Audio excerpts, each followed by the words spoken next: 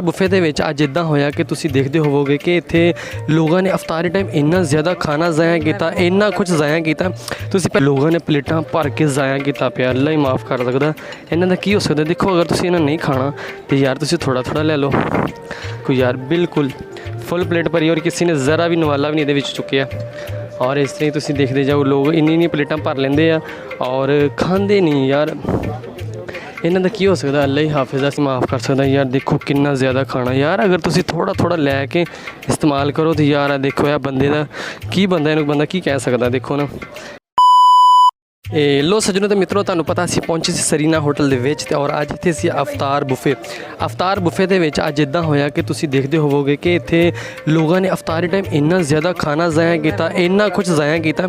तुसीं पहले देखो कि अगर अफतारी शुरू हुई है, सब तो पहले समोसे और पकौड़े या चिप्स वगैरह आई आ, वो खोली उहदे नाल ही अगर मतलब टिक्के कबाब आ गए तो लोगों ने समोसे पकौड़े दी प्लेटां भर के छड्ड दित्तियां और नाल ही दूसरी साइड ते जिहड़े कबाब आ सालन ओहदी साइड ते दौड़ गए।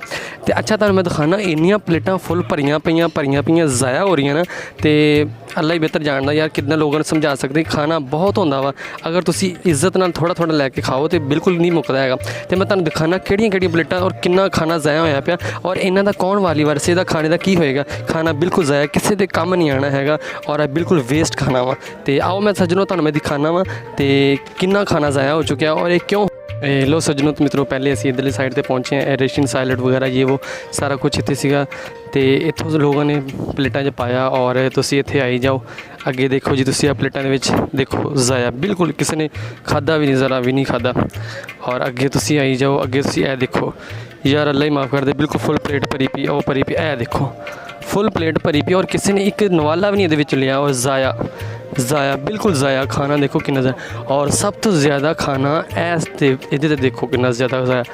यार अल्लाह ही माफ़ कर दे, देखो कितना ज़्यादा खाना ज़ाया। इदा लग रहा है जिदा यार कोई मतलब कि बाहर वाले कोई रोड तो नहीं गंदी जिन्होंने रूड़ी कहते सी वो होंगे।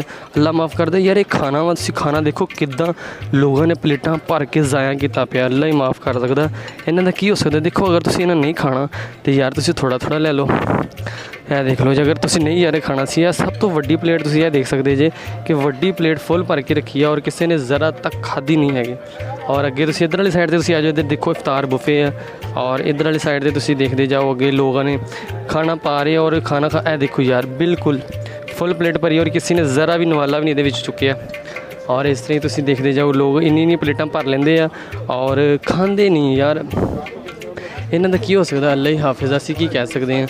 बाकी यार ये सोचना चाहिए सब नूं, जिन्ने लोगों की तादाद असीं इत्थे देखो काफ़ी ज़्यादा लोगों की तादाद आ और लोग खाना वेस्ट करने दे विच 90% लोग शामिल है खाना वेस्ट करने दे विच।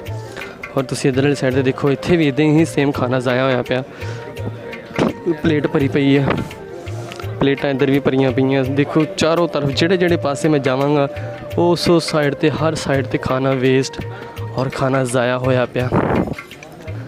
इधर वाली साइड ते तुसीं आओगे तो मैं तुहानूं इधर भी दिखांदा जावांगा कि इधर वाली साइड ते भी देखो तुसीं आ देखो प्लेट भरी पई है और नाल भरी पई प्लेट उस साइड ते आओ, उस साइड ते आओ सब तो ज़्यादा इधर वाली साइड ते। यार है देखो अल्लाह ही माफ़ कर सकदा यार, देखो कितना ज़्यादा खाना यार, अगर तुसीं थोड़ा थोड़ा लैके इस्तेमाल करो तो यार देखो यार बंदे दा की बंदा की कह सकदा। देखो ना तुसीं अगे इधर जाओ, देखो अगे देखो सारा कितना ज़्यादा खाना ज़ाया होया पिया। इधर वाली साइड ते देखो तुसीं कितना ज़्यादा खाना ज़ाया होया पिया।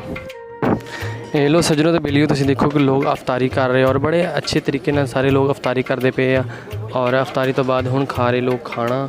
और खाना खाने तो बाद लोगों ने यार देखो फिर देखो कि देखो कितना ज़्यादा खाना ज़ाया किया पिया, प्लेटां भरियां फुल भरियां पियां और बिल्कुल ज़ाया होया पिया खाना। लोग समझते नहीं यार, जिन्ना को लोगों ने खाना सिर्फ उन्ना ही क्यों नहीं पाते, क्यों एक्सट्रा खाना ज़ाया करते हैं, ये नहीं इस गल की समझ नहीं आई।